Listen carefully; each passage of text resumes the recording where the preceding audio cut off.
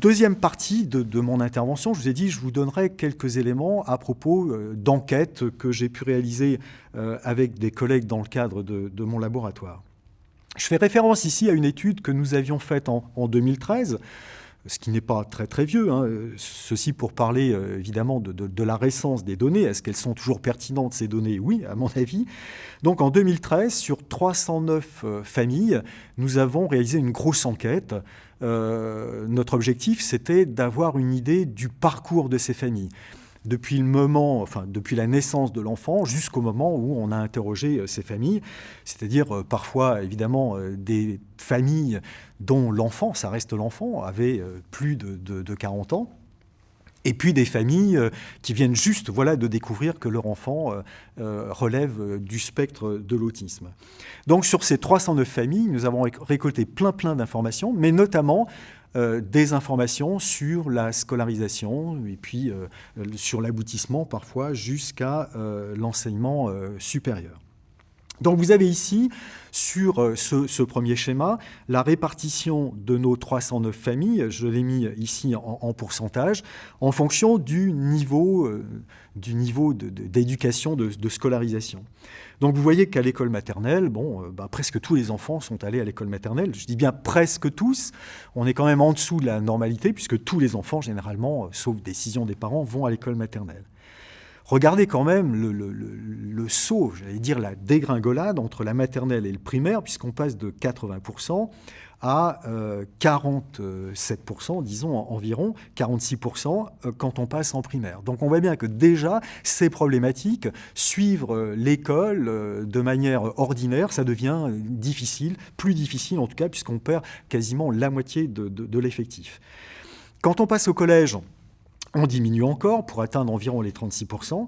Le lycée, on descend encore, 32%. Et quand on arrive à l'enseignement supérieur, eh bien, on arrive environ ici à 13%.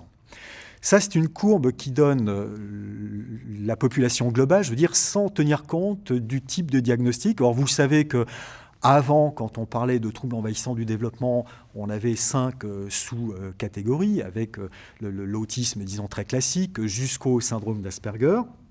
Nous avons utilisé d'ailleurs cette grille à ce moment-là pour faire la différence.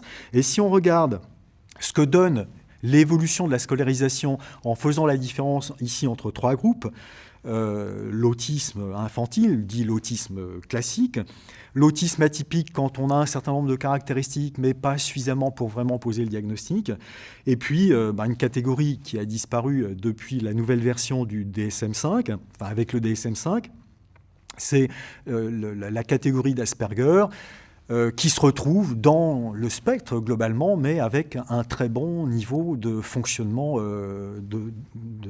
cognitif. Donc c'est ce qui est représenté ici de couleur grise. On voit qu'à l'école maternelle, on est à plus de 93%, donc pas de problème. On passe à l'école primaire. Je parle ici du syndrome d'Asperger. Ensuite, on diminue, mais quasiment rien quand on passe au primaire, donc on se maintient à l'école. Au collège, encore pareil, on est toujours à 91%. Au lycée, une petite fuite, mais très peu, on est à 88%. Et quand on arrive dans l'enseignement supérieur, eh bien, on descend à un petit peu plus de 47%. Donc on voit bien quand même que déjà, il y a une difficulté, ou en tout cas une diminution assez importante du nombre d'Asperger à rentrer à l'université.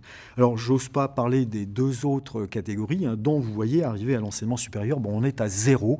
Il semble donc, en tout cas à partir de l'enquête et jusqu'en 2013, que seules vraiment les personnes de très bon niveau de fonctionnement cognitif peuvent entrer dans le cadre de l'enseignement supérieur.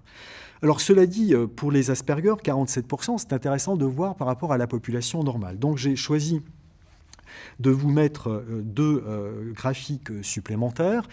Le premier, vous voyez, c'est le niveau de scolarisation, enfin d'entrée dans l'enseignement supérieur de la population générale française.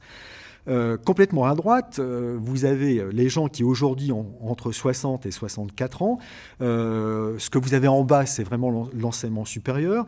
Donc on est environ aux 13%. Donc on voit que sur les personnes relativement âgées, qui aujourd'hui ont 60-64 ans, Ces personnes ont un niveau d'entrée dans l'enseignement supérieur qui correspond au niveau d'entrée dans l'enseignement supérieur des personnes autistes actuellement.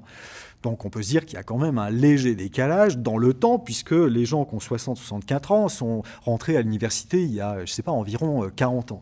Donc le niveau de scolarisation des personnes autistes actuellement, c'est le niveau de scolarisation que pouvaient avoir les jeunes en France il y a une quarantaine d'années.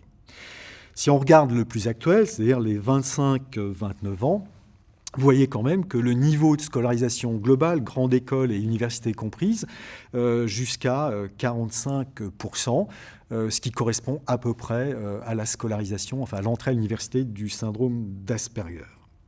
Donc, c'est pas totalement dramatique, même plutôt normal pour les personnes dites, ayant un syndrome d'Asperger. Pour les autres, c'est quand même assez dramatique. C'est-à-dire que si on n'a pas un très très bon niveau cognitif, l'entrée à l'université devient difficile, voire même au lycée, c'est un petit peu difficile. Je vous ai mis aussi un graphique pour comparer la France à d'autres pays. Ce sont des pays qui font partie de l'OCDE. Vous voyez que si on prend les jeunes d'aujourd'hui, entre 25 et 34 ans, on voit que c'est le Japon qui atteint les 58% environ. 58% des jeunes japonais entrent dans l'enseignement supérieur. En ce qui concerne la France, eh bien, on est en effet dans les 46-47% pour les plus jeunes, ce qui était évidemment plus difficile pour les personnes qui étaient plus âgées, c'est-à-dire les 25-34 ans. Donc, on a un niveau de pénétration universitaire en France largement comparable aux autres pays de l'OCDE. En ce qui concerne l'accueil des étudiants autistes, eh bien, on voit bien que, sauf à être de très bon niveau, ça pose évidemment un problème.